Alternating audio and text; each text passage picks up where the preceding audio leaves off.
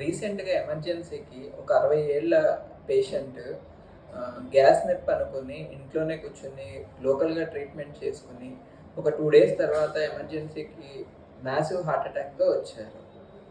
So, దీనివల్ల ఏంటంటే చాలామంది గుండె నొప్పిని గ్యాస్ నొప్పిలా అనుకోవటం, లేకపోతే గ్యాస్ నొప్పిని గుండె నొప్పిలాగా అనుకుని ఎక్కువ ఆందోళన చెందడం చూస్తున్నాం. మనకి గ్యాస్ నొప్పికి, గుండె నొప్పికి గల తేడాలేంటో చూద్దాం.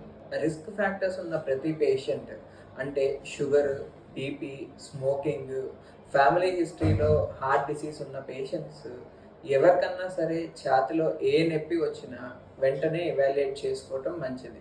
ఎందుకంటే 90% వీళ్ళలో ఛాతీ నొప్పి కానీ, గ్యాస్ నొప్పి కానీ 90% వరకు గుండె నొప్పిలానే ఉంటది. తర్వాతది మీరెప్పుడన్నా నడుస్తున్నప్పుడు కానీ, పని చేస్తున్నప్పుడు గానీ, నొప్పి ఎక్కువ అవ్వటం కానీ, నొప్పి విపరీతంగా ఉండటం, రెస్ట్ తీసుకుంటే తగ్గుతుంది అన్న లాంటి నొప్పి అనిపిస్తే అది 90% గుండెకి సంబంధించిన నొప్పే. తర్వాత ఈ రోజు వచ్చే గ్యాస్ నొప్పిలాగా కాకుండా ఇవాళ ఏదో డిఫరెంట్‌గా వచ్చింది నొప్పి, చాలా తీవ్రంగా ఉంది గ్యాస్ నొప్పి అనిపిస్తే వెంటనే గుండెకి సంబంధించిన పరీక్షలు చేయించుకోవాల్సిన అవసరం ఉంది.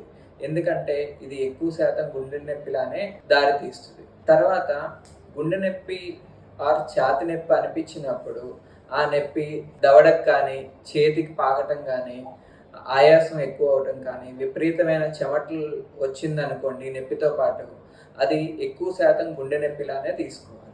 కాబట్టి ఈ 4 లక్షణాలు ఉన్న ప్రతి పేషెంట్ గ్యాస్ నొప్పి అని అశ్రద్ధ చేయకుండా వెంటనే హాస్పిటల్‌కి వెళ్ళి ఈసీజీ తీయించుకొని నిర్ధారించుకోవటం చాలా మంచిది.